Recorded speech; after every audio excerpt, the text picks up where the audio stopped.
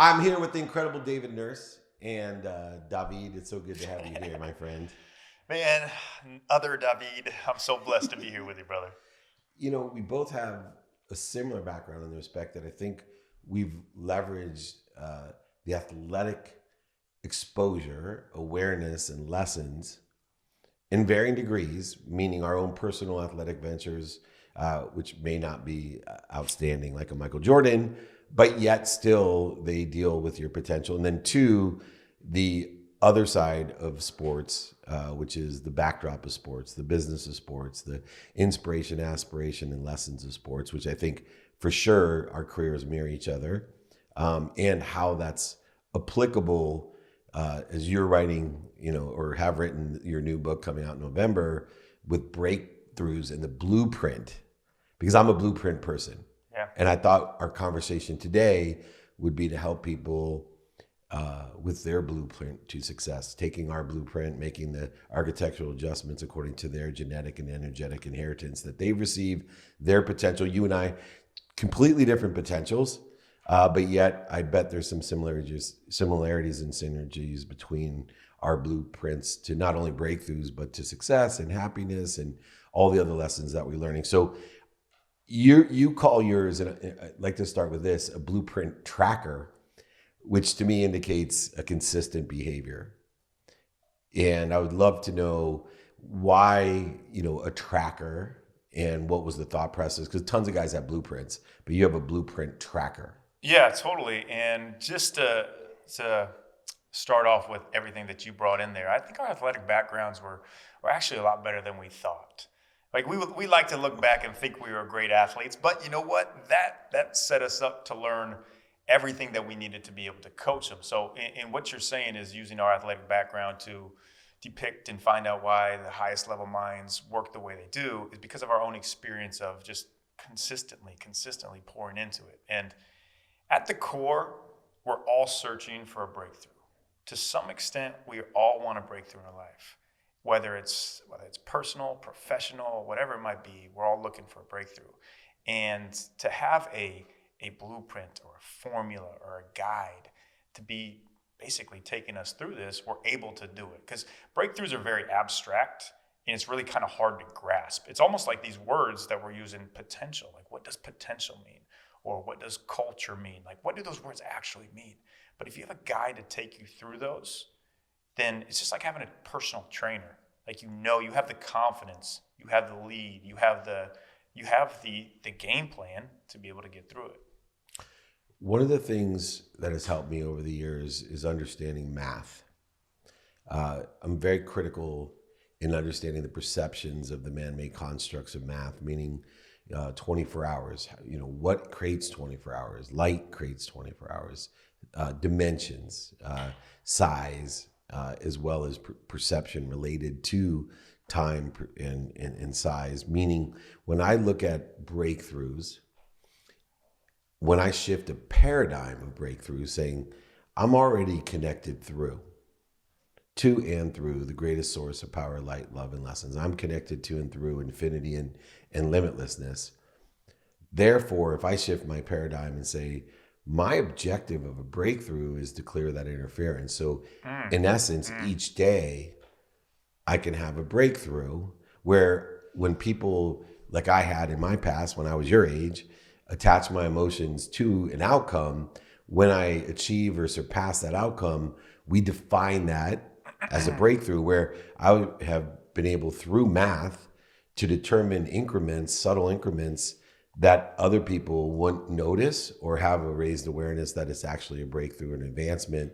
Thus, where other people feel stuck and may actually be progressing more than I, because of my understanding of math and my perception, I actually realize breakthroughs as indicated by them far more often and far greater before they quit. I'm continually with the consistent, persistent pursuit of the truth or the potential, the inherent quantum nature of my being. How do you formulate the breakthrough in your mind right now when you're teaching that tracker? Is there an end, or how is your relationship to that end? Such a good question. And first, let me throw some math on you. You're a lot better than math, but I know one math equation. I'm going to ask it to you. What is 1 to the exponent of 1? Right. So 1 to the x of 0 is 1. Yes. 1, right? Yes. Well, yes. It's the beginning. But 1 so to if you 1 to 1 is still 1. Yes. And right. 1 to the exponent of 1.01. You know what that is? Like I had to look it up. 1.01. So if it's 1% more, if it's 1 to the exponent of 1.01, 1% more. Right. So the rule 72 applies then. Yes. So it's actually 37.4 something. And right, there's no way I did that off the top of my head. But what it shows is what you're talking about. The consistency is the 1%. If you just grow 1%, think about that. That's 37.4 times magnitude. So the breakthrough formula for me is, and this is tried and true over years of high performers, mainly in the MBA realm, but CEOs, entrepreneurs, actors as well. And I love scientific data and all the stats and everything, but what's more powerful than that is actual results and actual experience. So that's why I know that this formula works. And the formula is a four-part quarter. If you hit each one, you live in the breakthrough mode. So this opens you up to breakthroughs to actually occur, turning little happy accidents into regularly occurring breakthroughs. I'm not saying, man, you're going to have a breakthrough every single day, but you absolutely set yourself up for a breakthrough to come. So the formula is this. The first part is confidence. Now, every part of this formula, when I say it, these words, you'll think like, oh, I know what that means. It's a little bit different. Confidence has nothing to do with the results, with the resumes, with the status, with anything from the outside world looking in, giving you validation. It has everything to do from the inside out, giving yourself the validation. So it is about your true self-awareness. It's about knowing what you stand for. So for an example, a really good friend of mine that we both know, Jeremy Lin, he went through that time of insanity where he was on top of the world. He was the number one trending thing. He was literally going for game winners, 30 points a night. Like, it was miraculous. He was at the top of the world, number one trending thing for weeks. But if you were to ask him, he would never want to go through that time again, because instead of knowing who he was at the core, he was living in the what ifs. What if I can't keep this up? Like, what if I can't keep this pace? What if I don't keep this insanity going? What will people think of me? And it's very wearing on you. So once you're able to shift that and shed the results and the confidence, and once he figured out he stands for his faith in Jesus, his Taiwanese people, thinking he's a great gourmet chef in the kitchen, debatable, then he realized what his true self-awareness was. So when you have self-awareness is the first piece, because that's a building block, that's a foundation, knowing who you are at the core. And then you add it with cooperation. So the second piece is cooperation. Now, obviously you can't do everything yourself, so you need a team around you. We've been blessed with amazing, amazing people around us. That's how we're able to do what we do.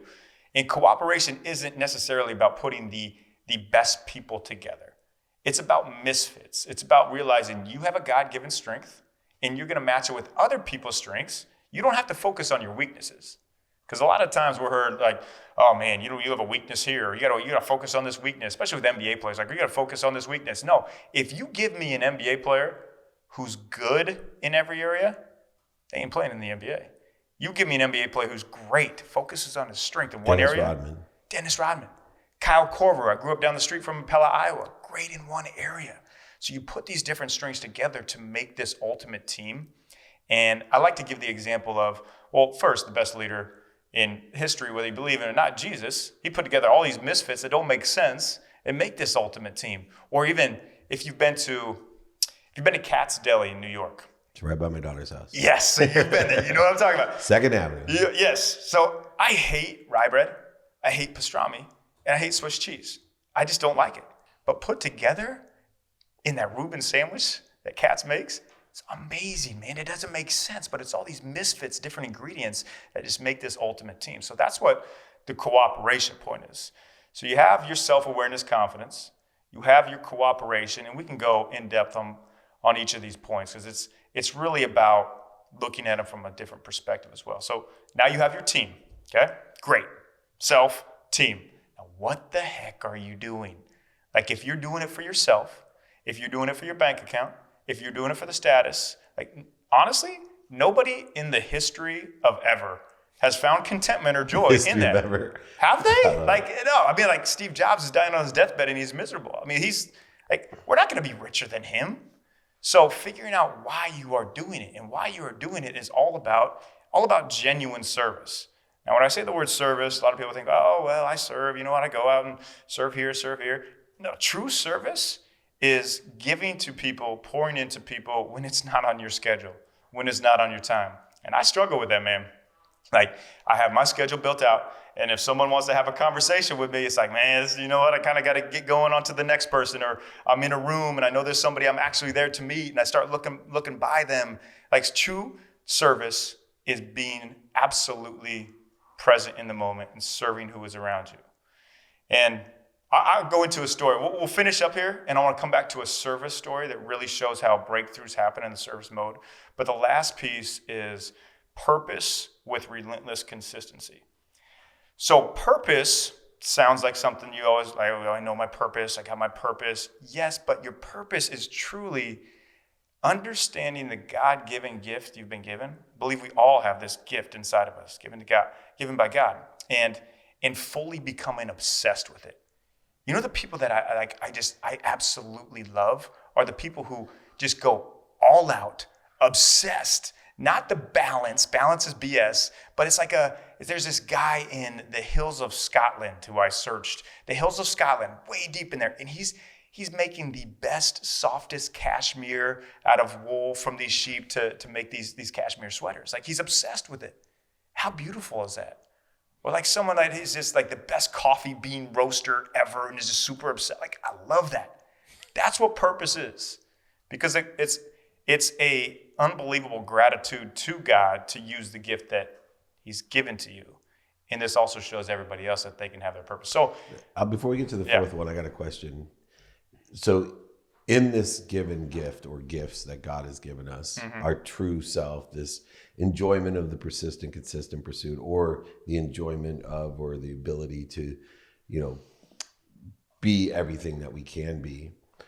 Several different times you alluded back to, well, if you're good at everything, you're not going to be good at a lot of different skills. You're not going to be in the NBA. If you're good in, although I would propose to you that some people, their gift is being good at a lot of different things, and that to not necessarily say that those who may have one purpose have a purpose, and those who have a life full of different variant things, none of them the world's best, not the world's best coffee, the world's best, totally, but someone that, take my mom, for example, great mom, second grade teacher, right? You've never heard of my mom, nor will you ever hear of my mom, but she's on purpose. She's living her life on purpose.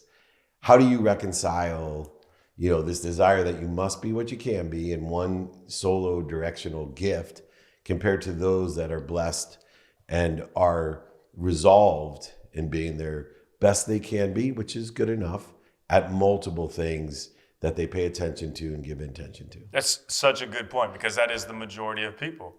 And that is, yes, you have these different gifts. I think we're all born with a certain amount of attributes. So let's say my attribute for being a basketball player when I'm born is higher than yours. Yours is a football player. That's given.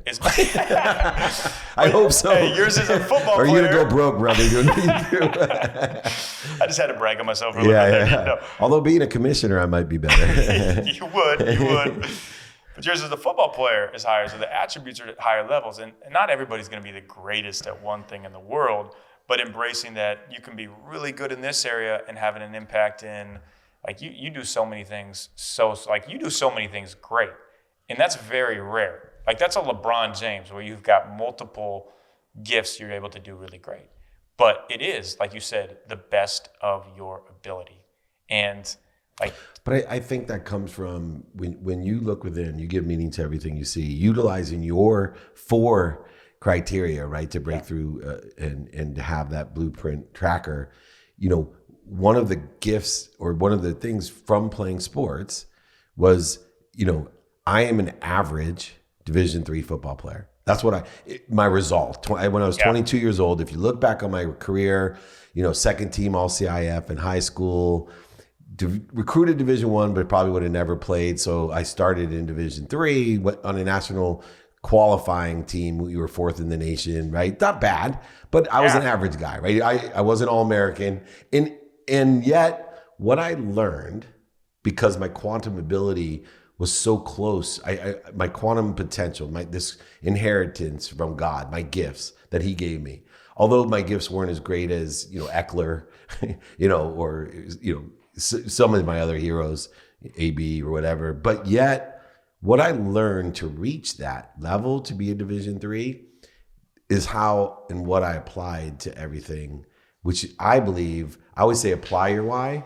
Mm-hmm. I realized my why by pursuing something I was just good at, better than most people on earth. It's like a guy who breaks 100 in golf. You're in the top 1% of all golfers in the world. And you're good. Yeah. 99% of the people do not break 100 in golf if they keep score the correct. Don't cheat. If you really play. So, but yet you would be considered a good golfer. Nobody would be blown away if we went out and you shot a 96. But yet you're good in the 1%. So for me, how does your tracker, and I can see how the 3 components we talked about so far, how does your tracker help people realize the skills, knowledge, and desire that they have and reconcile it with their own quantum level of gifts? Yeah, totally. Which I call a genetic or energetic inheritance. Well, that's God's gifts. Absolutely. And what you just hit on there was, okay, you're an average Division III player, and that wasn't your purpose to play high-level NFL football, to be the guy who has a big stage and people to look at, like an Emmitt Smith or somebody. Right. But you gained your purpose through those skills that you learned, through that relentless hard work. You learned, like, what you are now is extremely consistent. You're the most consistent person I've been around. You're the most relentless person I've been around. And that was gained through those skills. So I would tell people, like, you might always be searching for your purpose. It's not gonna be easy. Like, I sit in for 5 minutes every morning and I sit quiet with God and wait for him to talk to me. You know how many times I've heard him audibly talk? 0. So you're searching for this purpose, and you use these life lessons and these things that you pour into maybe something else. It leads you that. That's why I'm saying, like, this breakthrough is not going to come in the package that you expect it to. Right. But you prepare. That's the relentless consistency in this 4th point of you do it. You live in this self-awareness, confidence. I know that, like, the results of this show, the results of when I go step on stage, it doesn't matter. It doesn't matter. Like, I know who I am. I know I have a great team around me. I've built that, and I know what my why is, why I'm doing it, this service mode. And if you do it day after day after day, as we know, that compounding effect adds up, and your breakthrough will come probably in a different way than you actually think it is. I thought I was going to coach in the NBA. I was coaching in the NBA. I had my breakthrough. Guess what happened right there at the end of the year? Door shut, I'm out. But it led me to something else far greater. It's so interesting because you mentioned even speaking, and there's a lot of reconciliation that goes on with people, for example, with breakthroughs. Because we're still determined upon our perception, which is the illusions that we create, our own meaning that we give. And I'll give you an example. You and I spoke in Florida we shared stages. And I brought a new kid that I was coaching to speak. And, what I look back and reflect on is when I was starting, because, everyone has their own frequency, their own, level of their expectation and perception. So if you and I stand on a stage, and no matter where it is and we're beginning, approximately there'll be a percentage of people that no matter what we say will love what we say. They're on our frequency. And so what's so difficult in a lot of situations, business-wise, speaking-wise, podcast-wise, is that no matter what we do, there's going to be at least one person, if there's enough there, that's going to come up to you and say, that was amazing, David. That may have been the best speech I've ever heard. You changed my life. And whether it's one person out of 100 or 10, whatever the variable or variance is in that resonation, in that frequency, we only look at that.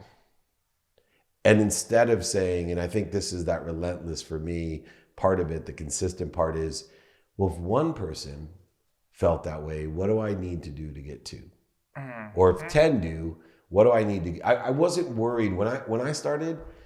I wasn't one of those people, even still today, Rogan, right? I've been on probably the biggest shows and I haven't been on Rogan only because I don't want to be on it yet. I'm not ready. I love that. I'm not ready yet. And I think that, I learned it from sports that, there comes a time when you have to know that it's not to my advantage to, I wasn't ready to make $100,000 a speech when even though I'd step on stages and people be like, oh my God, you're so much better than Tony Robbins. You're so much better than Gary Vee. You're so much better. Well, you may think so. I appreciate that. But a lot more people don't. And I got to wait my turn until I learn. I watch myself. I'm way better than I used to be. And I'm still not good enough to be where I want to be. And for you, how can you use these 4 things to help with the reconciliation or realization that I am exactly where I'm supposed to be at the right place with my God-given talents, but I got a lot of work to do no matter who I am, including LeBron James. First off, that is humility in you saying that too, of understanding like, man, I like having that, just knowing that you're not ready for it is a big confidence piece in itself. And I would counteract saying you are ready for Rogan, whether you think so or not. Like, I think you are. I don't think the audience is like, I want to take advantage of it too. Yes. Yeah. Right. But that's my whole thing when I was with the Nets. Like I was 28 years old. I didn't know what I didn't know. I wasn't ready for that situation. So understanding that you are at the exact right spot where you're supposed to be right now is a whole accumulation of, man, like looking at these people that you want to be like. Like I say confidence through comparison is a great thing because somebody has done it before you. There's really no originals out there. It's Agreed. just, we're all a smoothie. Like I have a piece of you, John Gordon, and Milet, and I smoothie it up together with my own little blend on it. And also like you've been doing it for years and years and years. So when people look at you and like, man, why is Meltzer there? Like when I look at our friend John Gordon, I'm like, man, I want to be giving as many talks as John. Like he's been doing it for 20 years. Yeah. Like we can't envy somebody's success if we haven't put in those miles to get there. So I think it's like, well, I know it's a culmination of this formula, and this formula being the system. So I'm really big on this system plus process equals results. So you have your system. This is the formula. The process is just the daily consistency. These are these habits that you set up, which I want to peel back the onion on your habits here soon because you're amazing. I got one more question until we can peel back my onion. So I'm dying to ask it. And then that equals the results. But most people will look at, how can I get to these results? Like I need these results. If you search for the results, you'll never get to the results. But you have to have this system process. And also one more point to what you had said is the great ones want to be coached. You want to keep getting better. You want to keep improving. You understand you're not ready for a certain level. And you also look to the wise for wisdom. So when you had mentioned your mom earlier, I do know your mom because I have heard the story how, why would I take business advice from my mom? I used that when I heard you say that into my own life. Love my mom, caring, she wants my safety, but I'm taking wisdom from the wise. I'm coming to you for business advice, not my mom. Right. And through that, it was interesting. I was just speaking in Vegas, and Scott Duffy, who I've mentored. So, there's teachers, mentors, and coaches. Coaches bring the best out of you. Mentors are people that can tell you from experience, and a teacher is someone that actually knows how to explain it to you because it's not what we say, it's what you hear. And the best are all three. And I try my best to improve at being a good coach, mentor, and teacher. But Duffy was on stage before me, worked for me. I've mentored him for years, and almost verbatim, he was speaking my speech. One of them. Thank goodness I have so many, right? And my initial ego, because we were talking about humility, was like, mother effer. Are you kidding me? I mean, he's talking about literally, be more interested than interesting. I know. You can't, just because someone loves you doesn't mean they give you good advice. Now, luckily, I got a shitload of content out there and people know, be kind to my future self, do good deeds. But I stopped, drop, and roll. And I said to myself, hold on, hypocrite. Hold on, arrogant David Meltzer. What is your mission?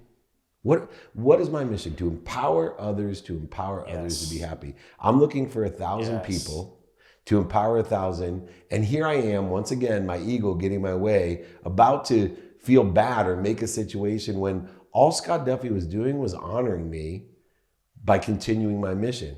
Just because he's not like you and I, and we can make smoothies out of it and change the words around. So you're 4 breakthrough traits, and don't look like Gordon's 6 of this, or Meltzer's 5 of this, and my Let's 3, or Totally, right, totally. Andy Versella's 5, whatever it is. And I'm like, I felt a completely different feeling because I'm giving meaning. But here's my last question. We have all these pragmatic tools. You've used it on the elite performers in all industries, including NBA. But in the end, there's something that I learned later in life that you realized at a younger age than me. And it happened because someone told me a simple thing. Said, David, do you know the way you feel about your children? I said, yep. Do you know what you will do for your children? Yep. Do you know what you will give to your children? Yep. It's too bad you're ignorant. So what do you mean? It's too bad you don't know what you don't know, because you're willing to do all of that for your children. Imagine if your mom knew everything, what your life would be like. But I'm here to tell you that if you have faith that there's an omniscient, all-knowing, all-powerful being that feels the same way about you that you feel about your children, except for they do know everything. They're not ignorant. And therefore, when things don't go like you plan, when your 4 breakthrough blueprint trackers don't mesh up to your expectations, and you can't find inside of you what you want outside of you, and when you don't have the desire that you must be what you can be, and things are missing, and mistakes are made, and fallback setbacks are all there, remember, and recollect one thing. That there is a God who feels the same way about you that you feel about your children. And once I could reconcile the faith that you have with all the pragmatic lessons that I've learned and teach and mentor and coach, holy moly, you talk about X to the 1, X to the 2, X to the 3, X to the 4. It just continues every day. And anytime I'm out of that mindset of faith, all I need to do is put myself back into it before I take action. How has faith played a role in these 4 trackers, the blueprint for you? Because for me, it's everything. My answer is everything. As well, it is everything. And let me take a step back too, because that was beautiful, man. Like, that was beautiful. At the end of the day, if I miss all of these pieces, and let's say even I step on a stage, this massive stage, thousands of people watching me, and I can't remember any of my words, I stumble, I fall. Like, I go up there knowing I have God, I have my wife. What more do I need? For you, it's you have God, your wife, and your kids. What more do you need? Really, nothing. But yeah, your health. But we're saying that's there. I want to make sure everybody knows that. Absolutely. That's my number one. Yes, that was already. But like I always say, I am healthy, wealthy, worthy, and Yes. happy. What am I doing to interfere with it? That's from God. No, real quick, because I think this is important, and I'll let you hit me up. Yeah. You talk about God. What if someone's out there and they haven't found faith? They listen to you and I go, oh, these are 2 God freaks. Because I'm not a God freak. Yeah. Right? I don't care what you call it. You could tell me that it's this phone that's all powerful, all knowing, and you have that same belief in this phone, because it could be this phone. I don't know. I'm not omniscient. So I don't want to argue with people. How do we help people that may not be as open-minded, open-hearted, and open-handed towards God or Buddha, Muhammad, Joseph Smith, whoever or whatever else they may believe in? How do we reconcile those people so they're not turned off by this conversation? Go, Dave and Dave, I didn't know it, but they're God freaks. Well, let's just say this. For me, I was not a believer in Jesus my whole life. And when I did make that change, and it came from a way of my senior year of college, and I was going to this little hangout with these people. It's called Fuel. And I'm going there, and I'm thinking these people are on crack. I'm thinking they're taking drugs, because I'm seeing them had true joy. And I'm like, I need this drug. So I kept coming back. And what I realized is that this true joy, this empty feeling that I had been feeling from the outside, I looked like everything, man. I was the man, college basketball, a big man on campus, all this, but I was so empty. But this fulfillment, this true joy came from Jesus. And I realized that is everything. You don't have to go through this life on your own. So even if you're skeptical, like, man, I don't know about this Jesus guy, like, wouldn't it be cool if there was something where it took all the pressure off you when you stepped in the room? Like, I honestly don't care what other people think. Like, not in a bad way, but in a beautiful way of like, I don't care. Because I know that Jesus, God, I'm just performing for one. Right. Faith comes from within. And if people don't have faith, then they should just look to see our wives, and then they'll realize, oh, these guys must know something. Must know something that I don't know, because we have outkicked our coverage by far. By far, exactly. And anyway, you have a question for me. Yeah, I want to find. So, what I love is searching and finding eminence. And I call it eminence because it is a way that describes God in the Bible, but it's also this search for greatness. And when I find people that have found this type of greatness, like, how are they doing it? What are they doing? How do you unpeel this onion in you? Because you've made 100 million, you've lost 100 million, you've made it back. Like, you've got some secret sauces inside of you.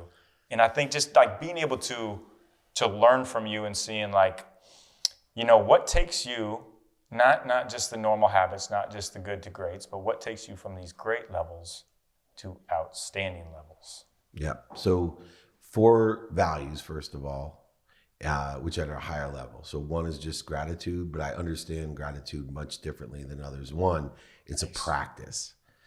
It's a practice of seeking what we want in the respect of, I'm seeking the light in everything, love in everything and everyone, and the lessons in everything and everyone. I'm seeking God in everything and everyone. So whether you believe in God or Jesus or Muhammad or whatever, I put it forth to you that gratitude is a superpower of seeking or finding light, love, and lessons in everything. So the most difficult situation you could think of, the biggest struggle you could imagine, the meanest person, the most attacking person, somebody loves. And there is light, love, and lesson in it. Good. And when we can learn the lesson, we can expand and grow. The second is forgiveness. See, when you enjoy the consistent, persistent pursuit of your potential, and yeah, that's my superpower, is I have learned to enjoy there is no work for David Meltzer. There's activity I get paid for, activity I don't get paid for. There's activity I have planned, activity I don't have planned. There's an activity called sleep, which is a preparation for a download from God to utilize the plateau and grow the next day. I have utilized this methodology through forgiveness. Why? Because, and I got this from sports. If I'm really trying, if I'm pushing myself, I'm gonna fail. I'm gonna make mistakes. I'm gonna get beat.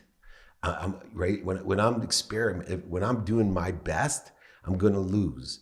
All these things are. See, if you're not trying, there's no chance of needing forgiveness, because you can't forgive. You don't have to forgive yourself for making the mistakes and all these things. So forgiveness gave me peace, because I stopped beating up myself and others, projecting my insecurity, utilizing humility through forgiveness, gratitude to find the light, the love, and lessons, to remind, remember, and recollect the oneness that God has created. And then third was accountability, especially difficult for me because I'm a lawyer by trade, meaning by education. Everyone, wants to live life in liability. Whose fault is it? Blaming, shame, living in shame and justifying everything. When I lived at a higher level of thinking and I could find the light, the love, and the lessons, and forgive myself for the activities that I utilize in order to effectuate some sort of learn or lesson, I'm sitting there saying, what did I do in this circumstance? Even if there's plenty of room to create liability, especially in the man-made construct of regulations, rules, state statutes, and common law, and all the things I learned in law school. But what did I do to attract this car accident? Right? What did I do? And what am I supposed to learn from it?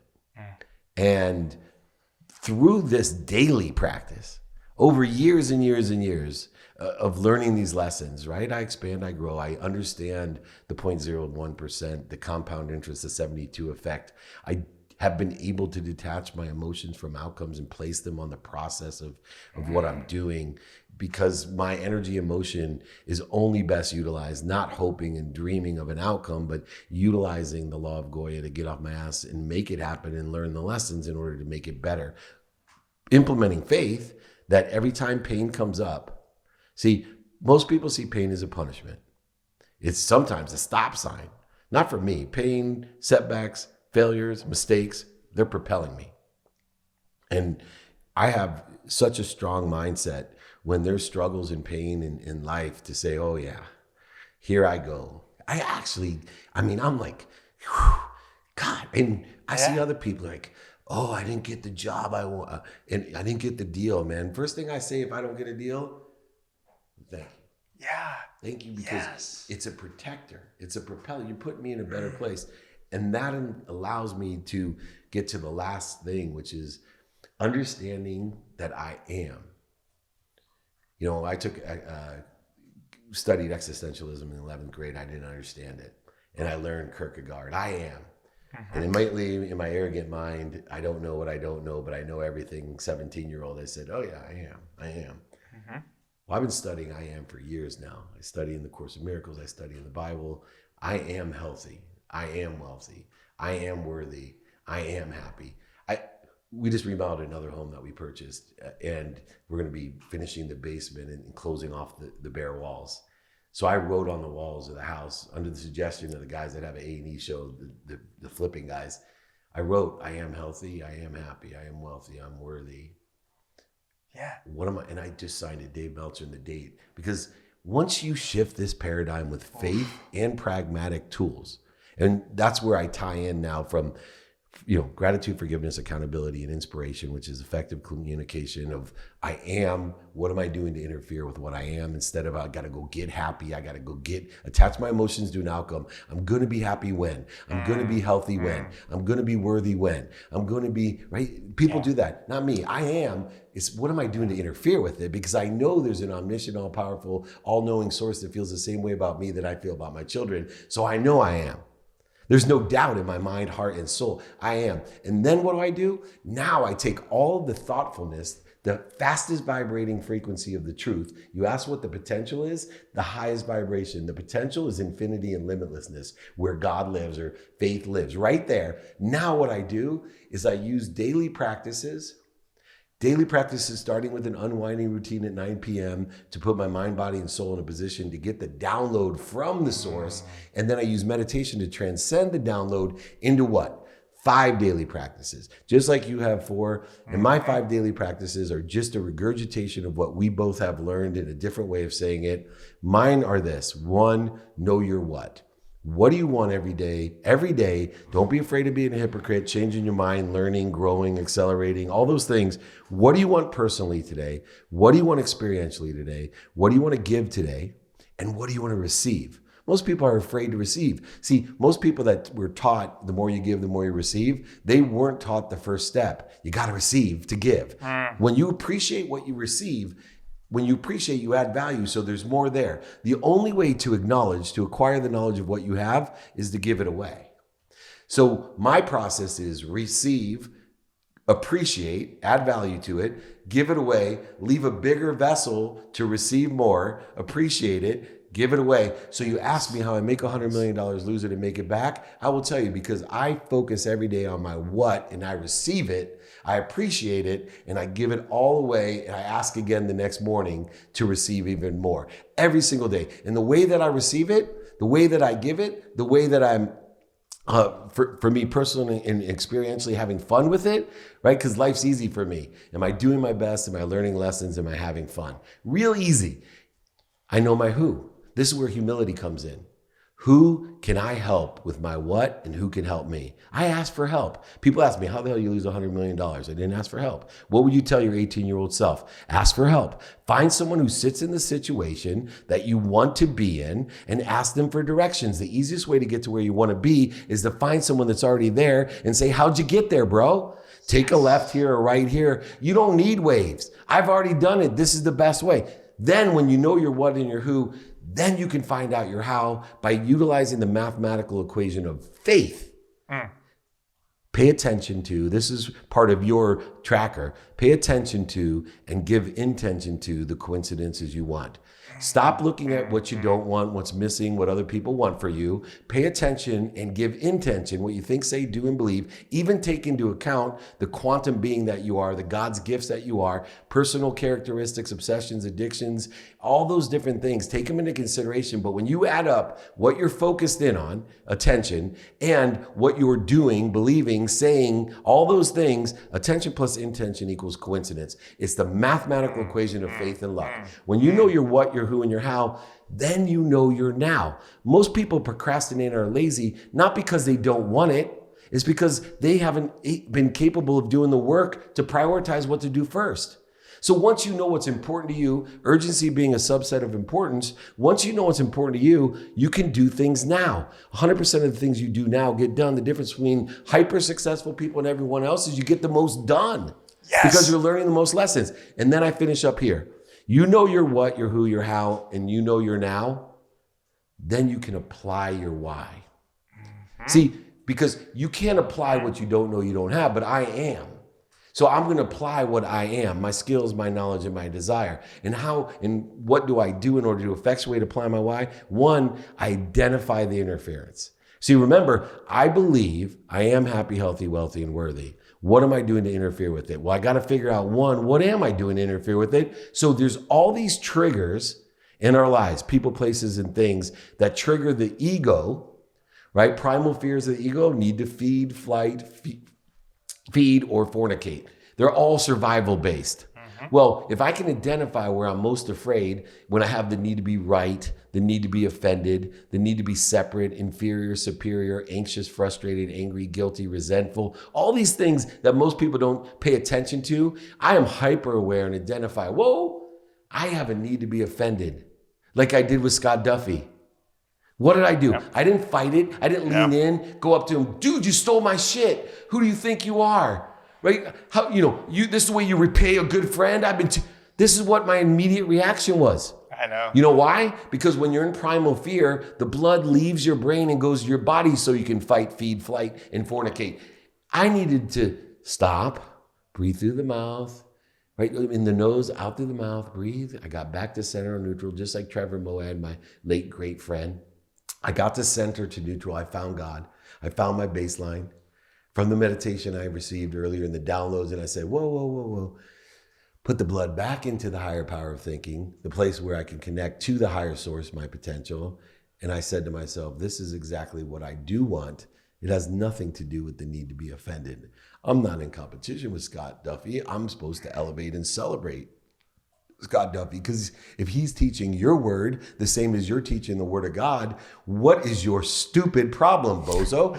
Stop, drop it. Now I can roll back into my what, my who, my how, and why. In other words, once I get back to center, to neutral, to God, I can know my what, my who, my how, and my now. Meaning, instead of accelerating in the wrong direction, creating more voids, shortages, obstacles, I'm now rolling in the right trajectory of love, light, and lessons and going, hey, how can I be of service, Scott? Thank you for continuing to empowering others to empower others to be happy, to know I am happy, healthy, wealthy, and worthy, helping people clear that interference. And that's what you're doing with your podcast, the Pivot and Go podcast. That's what you're doing with this book, which is why I'm so excited about the book, because you're teaching people what they are and you're teaching them how to clear the interference. You may not use the same words, which is beautiful, because believe it or not, nobody can speak the words like the oneness himself or herself. So all we can all do, Sadhguru told me this, all we can do is speak to the spectrum of people that can hear us. And you have people that hear you, and some will hear me, some will hear Ed, some will hear John, some will hear all the rest of our friends. Scott Duffy, that's what's so important. Man. Ladies and gentlemen, you just got $100,000 on stage keynote right there. Rewind that back, listen to it, rewind it back again, listen to it. D, I could talk to you for hours, man. That is just, it's purely, that's beautiful. Like, you have an amazing perspective on life, an amazing perspective. Well, and so do you. The thing that excites me most about you is the amount of potential. I'm blessed to be around so many people, and I lean into people that I know can elevate and celebrate. That to have the humility that you have and the desire that you have to be of service, of real service, to let God come through you. You know, there's so many people in your position that either one, live in a world of not enough, they're victims. Everything's happening to them. Why am I still not working in the NBA? Why did the COVID happen? Why don't I have this yet? Yep. You know, Yep. then there's what my mistake when I was your age, then there's the world of, you know, just enough, not understanding, buying things you don't need to make you happy, doing things you don't need to do to make you happy, trying to impress people, sometimes even people you don't even like, you know, buying things, doing things to impress people you don't like. I see it all day long on social media. But to see you living, as you stated earlier, you're allowing the light, the love, and the lessons. You're allowing God to come through you for others, through you in a world of more than enough. You have touched limitlessness and infinity, and you're learning how to translate it and transcode it for the betterment and the elevation of others. And without people like you, you know, we'll never get to over 1 billion people together. And with people with you, we're going to exceed our expectation. It's just a milestone. We're still asking for crumbs. I know we got 1 minute left or so. Guys like you, I got to ask, you know, for me, it's be kind to your future self and do good deeds. What's your go-to when you're in front of thousands of people on stage and you got that closing remark and you say, remember, blah, blah, blah. What is your remember? What's that one takeaway you want them to remember when you're stepping off stage? And a great question. And it is absolutely that you have a God-given gift inside of you. It is inside of you. We are our biggest defenders. If you do everything that you just said and I just said, and do it with the way you do it, why I love being around you, Dave, is because you have fun. Every time I'm around you, I'm laughing, I'm smiling. You get so much done. You do it for so many people. You have a terminology that I call grace and pace. So leaving people with the knowledge that, hey, you have a God-given gift inside you. Go for it, but have fun when you're doing it. And just having God at the center of it just makes that so easy to do. Yeah, well, you are the epitome of doing your best. You have a desire that you must be what you can be, learning lessons. You have learned and you seek lessons from people. I don't know anyone that's calling, asking mentors, like, help me. It's so beautiful. And then, like you said, having fun. Rule number 6, don't take yourself so seriously. Live in radical humility. If you want to know rule number 1 through 5, it's really simple. Go to rule number 6. That's awesome. Thank you, D. You're the man. Appreciate D to D. Here we are live at the studio. Thanks so much for joining me, my friend. I'll talk to you soon.